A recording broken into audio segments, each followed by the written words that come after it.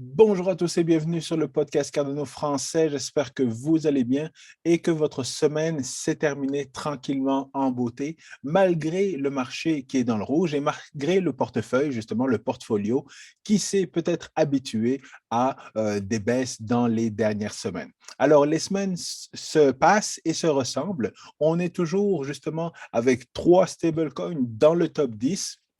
Cardano qui se maintient en huitième position, Dogecoin qui est arrivé en dixième position et évidemment le marché toujours le même, le marché qui répond justement au sentiment économique mondial ou juste à la banque centrale qui continue de faire peur en disant qu'ils vont augmenter, qu'ils vont continuer d'augmenter justement le taux d'intérêt aux États-Unis. Et donc tout ça, ça donne un sentiment qui se reflète au niveau du marché. Et comme on le sait actuellement, ce cycle-là est un cycle qui est contrôlé par le marché américain, par la Fed, par la Banque centrale américaine. Donc, avec tout ce qui se passe avec Terra Luna, stablecoin et le gouvernement américain qui veut réguler les stablecoins, eh bien ça donne un sentiment qui n'est pas super, mais ça, on va en parler plus en détail dans la vidéo. Et encore une fois, je vais repasser au niveau de Terra Luna pour justement amener la réflexion sur la raison pour laquelle nous sommes en crypto et la raison pour laquelle nous sommes investis dans Cardano, même si on n'a pas justement les mêmes hausses que les autres cryptos, eh bien, nous sommes stables et nous sommes patients en investissant dans le projet Cardano. Alors, si vous aimez toujours le contenu de mes vidéos, n'oubliez pas de smasher bien fort le bouton like, abonnez-vous à la chaîne YouTube, partagez cet épisode avec le plus de monde possible et on tombe directement dans le vif du sujet. Donc, comme je le disais, on est toujours en extreme fear et donc, quand le sentiment est le même, eh bien, c'est toujours bon d'avoir du cash ou alors de faire du DCA dans les différents investissements, que ce soit Bitcoin, Ethereum, Cardano et peu importe, réinvestir tranquillement de manière régulière est toujours une bonne stratégie d'investissement. Parce que sur le marché actuellement, au niveau de Bitcoin, il n'y a pas grand-chose qui se passe. On est toujours dans un range et là, j'ai mon Internet qui lag un petit peu. Donc, comme on le voit, on se stabilise aux alentours des 30 000 $. On est entre 28 et 30. Est-ce que ça peut aller plus bas? Est-ce que ça peut aller plus haut? Là, il va falloir être patient, mais tout en tout en investissant régulièrement, eh bien justement, on peut ménager la douleur des baisses et continuer à accumuler le plus de crypto possible, que ce soit au niveau de Bitcoin ou que ce soit au niveau de Cardano également, parce que Cardano, on sait que à la fin du mois de juin, on va avoir justement la mise à jour de Vasile qui va amener beaucoup de développement. On va en parler un petit peu plus tard et probablement la semaine prochaine avec la revue mensuelle de Cardano pour le mois de mai.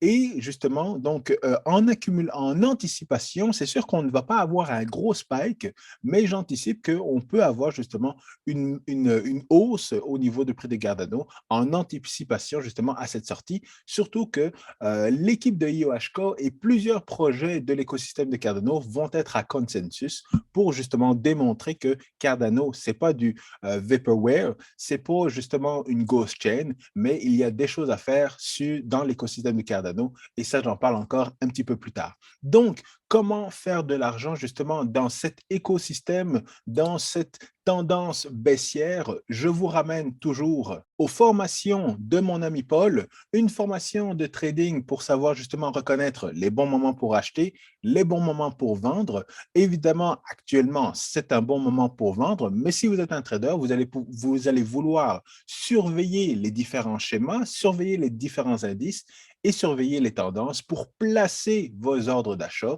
et vos ordres de vente éventuellement. Également, il y a les formations de DeFi qui sont très intéressantes pour justement accumuler tranquillement, investir, savoir les bonnes plateformes dans lesquelles placer justement vos investissements et avoir des revenus passifs dans le domaine du DeFi sur les différentes plateformes. Donc, n'hésitez pas, utilisez le mot podcast Cardano 10 pour avoir une petite réduction sur la formation et vous m'en donnerez des nouvelles dans le futur.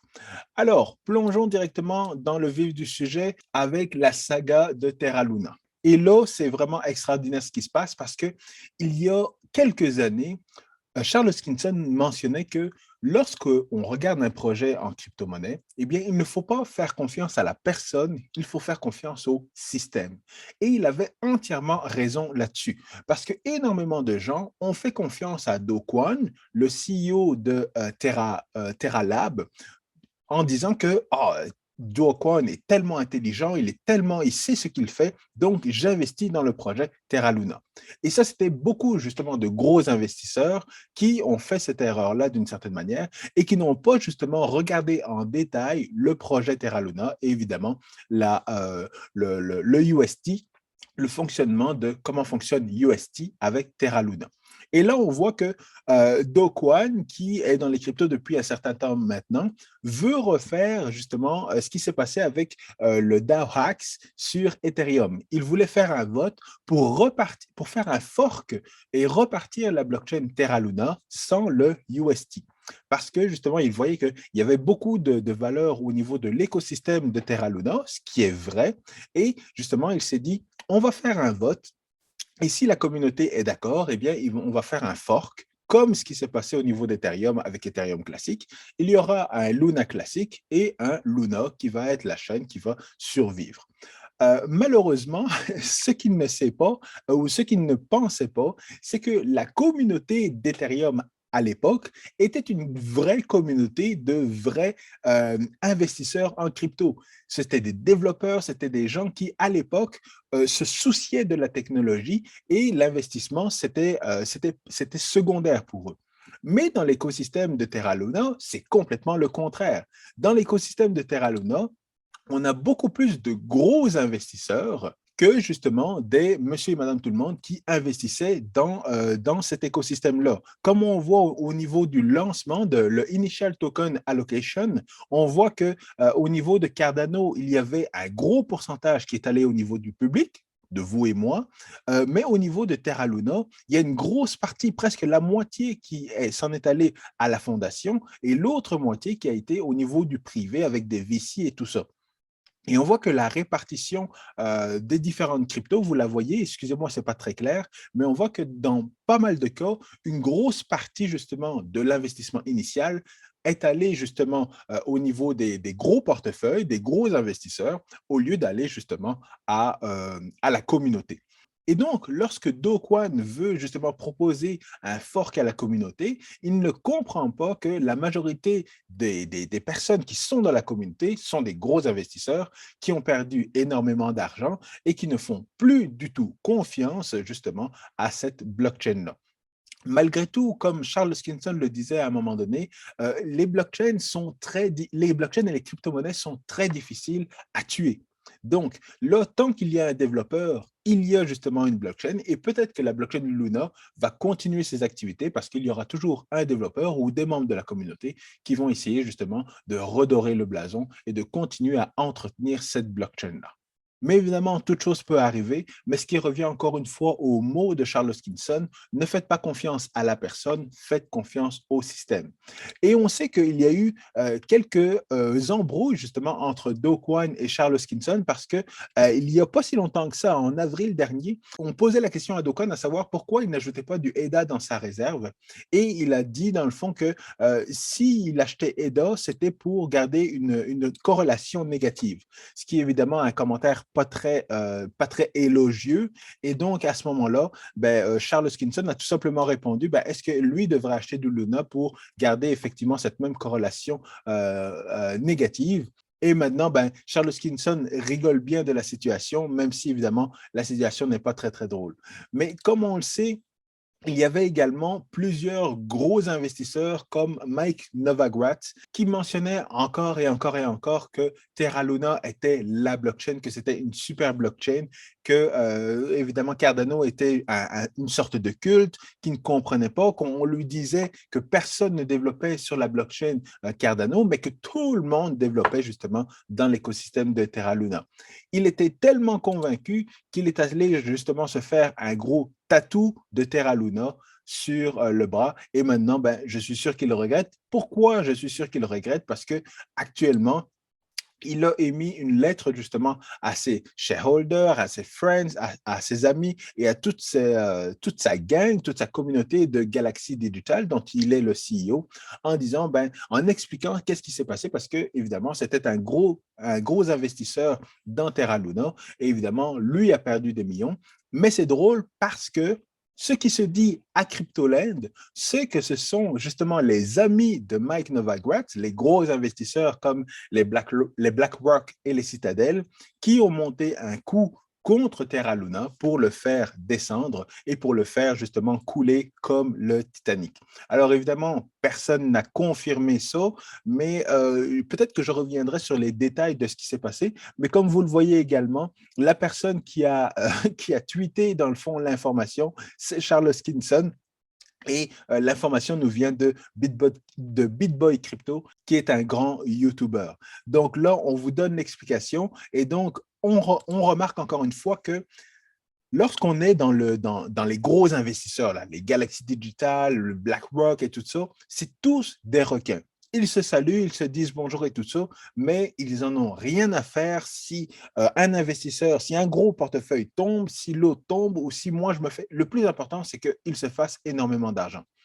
C'est exactement pour ça que la blockchain Bitcoin, que la distribution de Bitcoin a été faite dans la communauté et que la blockchain Cardano a suivi la même façon de faire qui était de distribuer les coins, les EDA à la communauté parce que la communauté est beaucoup plus forte que justement si on a des gros investisseurs qui commencent à investir et soi-disant être dans cette communauté-là.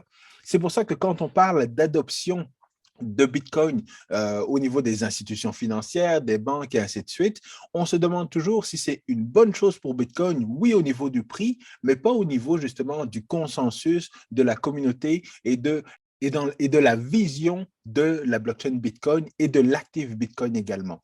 Donc, si on veut perdre cette vision-là, oui, on doit avoir des gros investisseurs qui, eux, vont introduire justement toute leur manigance pour manipuler les prix et pour justement garder leur richesse pour eux, mais pour ne pas qu'elle soit redistribuée justement à toutes les personnes de la communauté.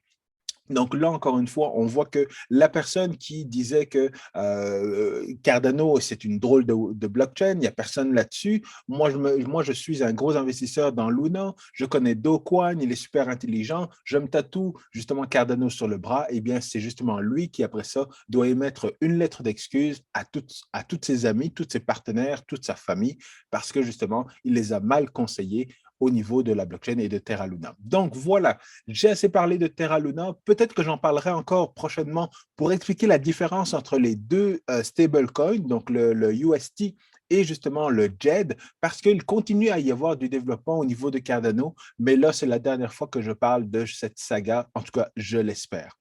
Qu'est-ce qui se passe au niveau de Cardano? Alors, comme vous le savez, Cardano, l'équipe d'IOHK et plusieurs projets dans l'écosystème seront à consensus. J'ai parlé à plusieurs personnes qui seront justement, qui feront le voyage, dont justement nos amis chez Cardashift. Parce que Cardashift, vous le savez, et là, je vous rappelle, si vous voulez avoir toute l'information sur Cardano, il y a le cardanologie.fr, le site où on met régulièrement des articles. Il y a l'article justement sur le Fund 8, donc tous les projets qui vont être financés dans le prochain cycle. Et il y avait également un partenariat entre Coty et Cardashift. Alors, j'ai fait l'interview avec le CEO de Cardashift. L'interview va sortir la semaine prochaine. Mais donc, Cardashift, Coty et d'autres seront là justement pour démontrer que eux ont choisi de développer leur projet sur la blockchain Cardano. Et pourquoi ils ont fait ce choix? Eh bien, ils vont l'expliquer et ils vont faire des vidéos. Et évidemment, je vais couvrir tout ce qui va se passer à Consensus. Donc, si vous y êtes, tant mieux. Malheureusement, je ne serai pas là. Mais il y a plusieurs choses qui se font dans l'écosystème de Cardano. Il y a également, il y a quelques semaines, eh bien, plusieurs projets étaient justement à Barcelone pour parler de l'audit et la certification des différentes DApp. Alors, notre ami justement Mathias, qui est déjà passé sur le podcast, était présent et encore une fois, les informations les plus importantes qui sont sorties justement de cette rencontre, de ce workshop, eh bien, c'était qu'il faut auditer les DApp, évidemment. Sérieusement, les gars, il faut auditer vos DApp. Et encore une fois, il faut tester, donc être en mesure de bien programmer des tests pour pouvoir s'assurer que on passe à travers toutes les fonctionnalités des différentes dates, des différents contrats intelligents pour s'assurer que pour minimiser le risque de piratage pour ces différentes dates. Donc, il passe à travers pas mal d'éléments, des éléments qui font évidemment énormément de sens. Mais ce qui est super, c'est que maintenant qu'il y a eu justement cette rencontre, eh bien, il va y avoir justement un guideline qui va être présent justement sur GitHub sur les meilleures pratiques pour justement être en mesure de auditer et de s'assurer de faire des contrats intelligents qui vont être sécuritaires pour les différents développeurs. Donc, juste ça, ça augmente le niveau de sécurité de tout l'écosystème de Cardano par rapport aux autres écosystèmes, notamment pour JED, justement. Et JED, je vais faire un épisode plus particulièrement sur JED parce qu'il y a certaines zones où j'ai quelques questions et je serai accompagné d'une personne de la communauté pour qu'on passe en revue les différentes vulnérabilités et pour que vous soyez au courant justement de tous ces éléments-là. Mais ce qu'il faut savoir, c'est que grâce à ces guidelines, eh bien, Coty, qui s'occupe de développer justement qui a déjà mis pas en production, mais qui a déjà mis sur le testnet Jeb, va pouvoir justement introduire ces éléments de sécurité pour justement nous confirmer qu'il n'y aura pas de vulnérabilité au niveau de JED comme on a eu au niveau de UST. Donc, malgré tout, les gens continuent à nous dire que Cardano, c'est du vent, il n'y a rien, il n'y a pas d'option. Charles Hoskinson nous parle juste de différentes choses qu'il faut attendre et attendre et attendre. Mais ce qu'ils ne savent pas, c'est que Cardano préfère y aller tranquillement, bâtir les éléments, créer des guidelines pour s'assurer justement d'avoir les meilleures pratiques. Et lorsqu'on va mettre le pied sur l'accélérateur en termes de DApp, en termes de DeFi, en termes de NFT, en termes d'écosystème, là, ça va décoller et ça va décoller fort. Et là, on ne sera plus capable de s'arrêter. Mais pour ça, il faut être patient. Et même si, encore une fois, il y a quelques semaines, j'ai fait certaines critiques, les critiques étaient par rapport à des choses que je n'avais pas compris parce que je n'avais pas fait de recherche et j'avais fait confiance justement à ce qui avait été dit par Charles Hoskinson. Donc, encore une fois, ce dont il nous a prévenu il y a plusieurs années, ne faites pas confiance à la personne, faites confiance au système. Ça nous permet justement de vérifier l'information parce qu'elle est open source, parce qu'elle est disponible. Et une fois qu'on vérifie l'information et qu'on comprend, là, on peut faire le choix d'investir ou de ne pas investir. Et il ne faut pas juste s'arrêter à ce qui est dit par Charles Hoskinson ou par une équipe. Il faut être en mesure de vérifier les choses. Et justement, c'est ce qu'il avait dit en 2000, c'est ce qu'il avait dit à un moment donné, là, que oui, en 2021, il y aurait plein de DApp et tout ça. Évidemment, là maintenant, on peut voir que non, il y a plein de DApp. Est-ce que ça veut dire qu'il avait menti? Est-ce que ça veut dire qu'il n'y a rien qui a été fait? Est-ce que ça veut dire que Cardano ne vaut pas la peine n'est pas une crypto dans laquelle ça vaut la peine d'investir? Selon moi, non. Mais encore une fois, c'est vous qui devez faire ce choix-là pour vous parce que l'écosystème grossit de plus en plus et il y a également des éléments de sécurité qui valent la peine de regarder et de vous faire votre propre idée. Alors, pour terminer, je veux souligner le fait que mon ami Mathias est actuellement le directeur du code open source, du développement de code open source à la Fondation Cardano. C'est un élément très critique parce que la Fondation est le gardien justement du code de la blockchain Cardano. Même si c'est développé par IOHK, c'est la Fondation Cardano qui doit justement s'occuper de garder le code et de s'assurer qu'il reste open source et qu'il répond aux critères des différentes blockchains comme la blockchain Bitcoin. Et qui de mieux que quelqu'un qui a travaillé chez IOHK pour justement venir donner de l'aide à la fondation de ce côté-là. Eh bien, Mathias relève le défi et bravo à lui. Je suis très content. Il faudra que j'essaie de le revoir sur le podcast pour qu'il nous explique justement cette transition de IOHK vers la fondation et justement ses nouvelles fonctions en tant que directeur. Donc, félicitations à toi, Mathias. Nous sommes très contents pour toi. Mathias est francophone en passant, donc encore une fois, très bonne contribution de la communauté francophone dans l'écosystème de Cardano. Alors, je termine là-dessus. Merci encore d'être revenu. Je vous souhaite un bon week-end. À très bientôt. Peace.